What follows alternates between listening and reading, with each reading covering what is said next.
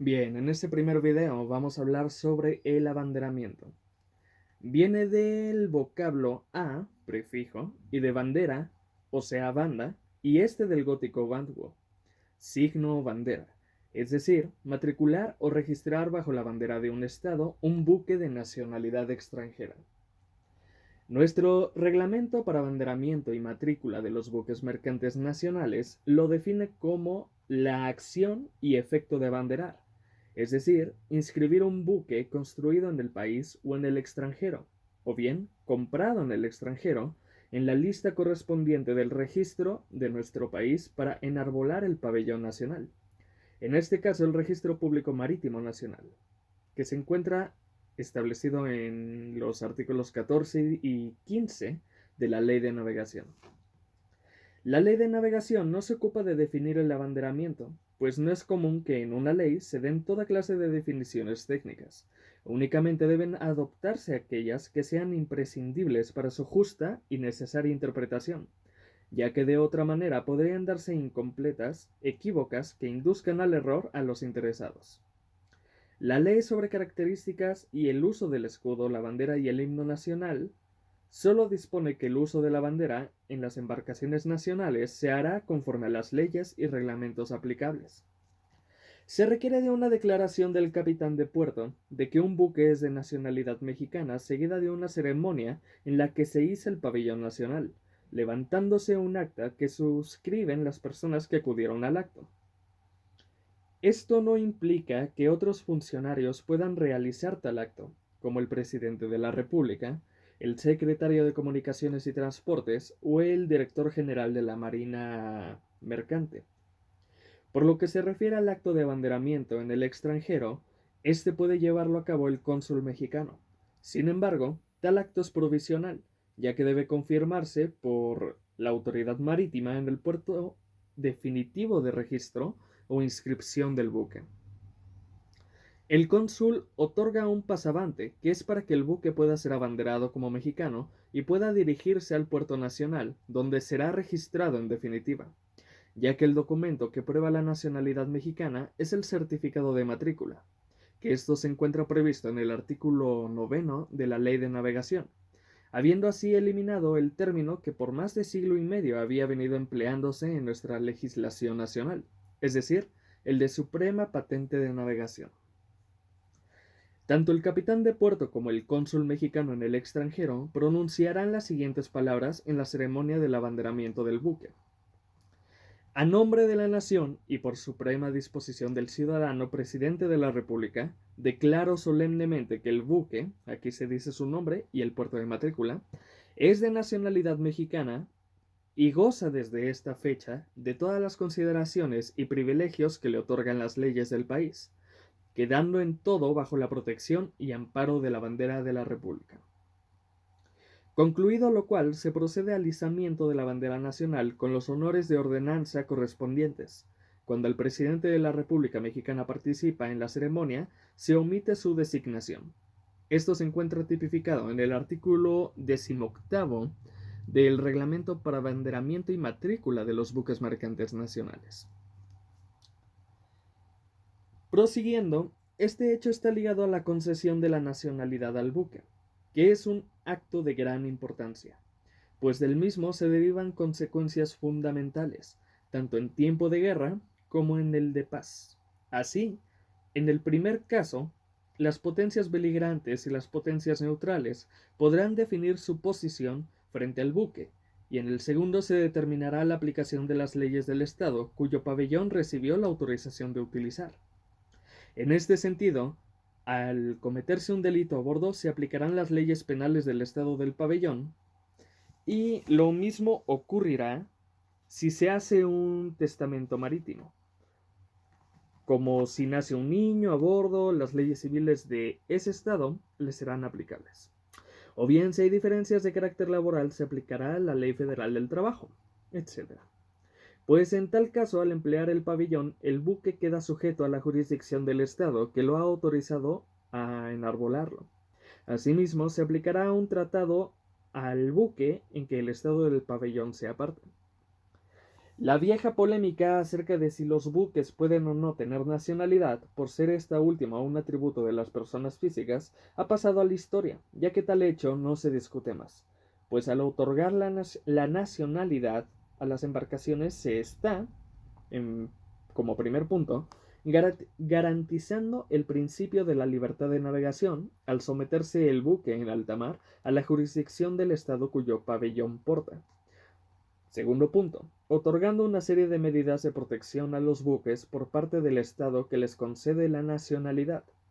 Tercer punto, imponiendo obligaciones especiales, también por parte del Estado que concede la nacionalidad a los buques que portan su pabellón. Los requisitos de nacionalidad del buque los debe establecer el Estado que concede su nacionalidad. Para inscribirlos en un registro en su territorio, debe existir una relación auténtica entre el Estado y el buque. Además, deben expedirse los documentos pertinentes para ello.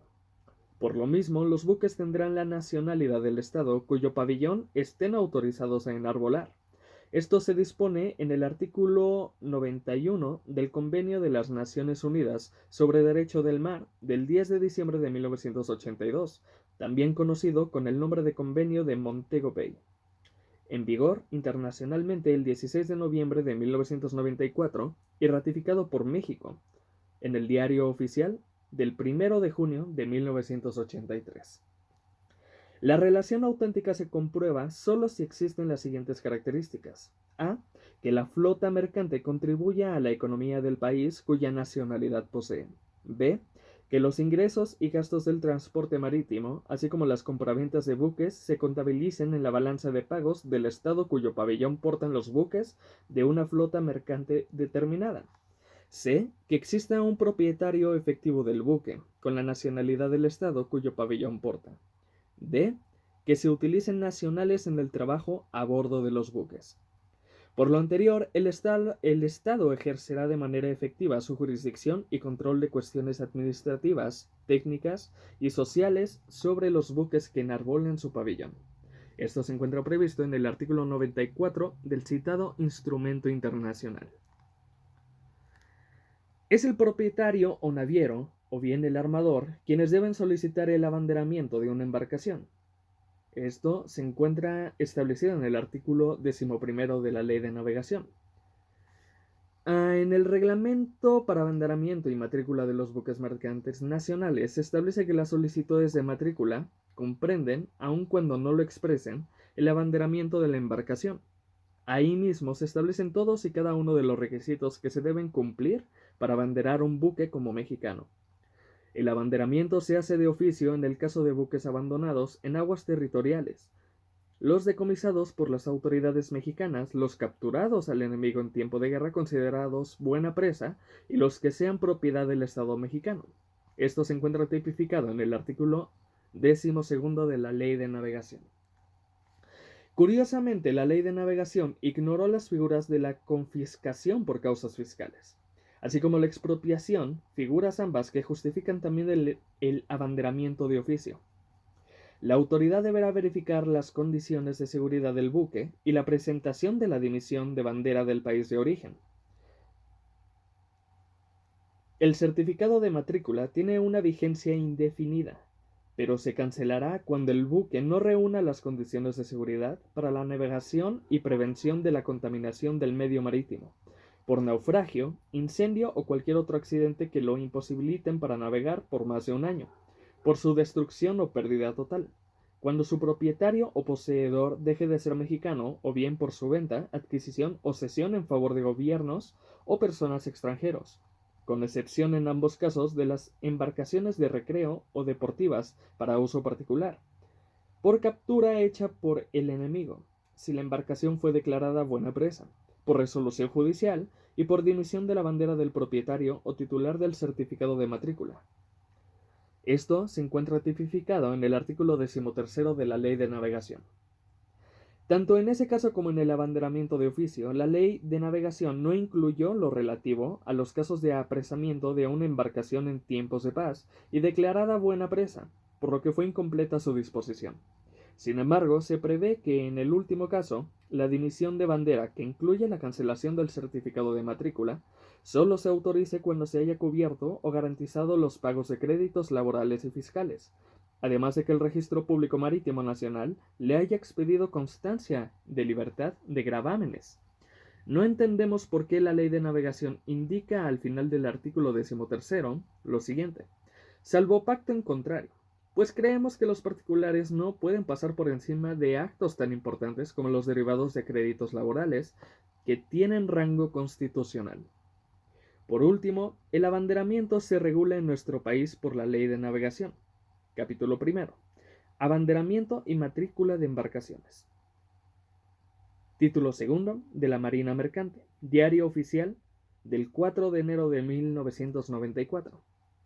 El reglamento para abanderamiento y matrícula de los buques mercantes nacionales, Diario Oficial del 2 de agosto de 1946, que sigue vigente, entre tanto no se emita uno nuevo conforme a lo que dispone la Ley de Navegación en su artículo cuarto transitorio. Finalmente, la Convención de Montego Bay, artículo 91 y subsecuentes.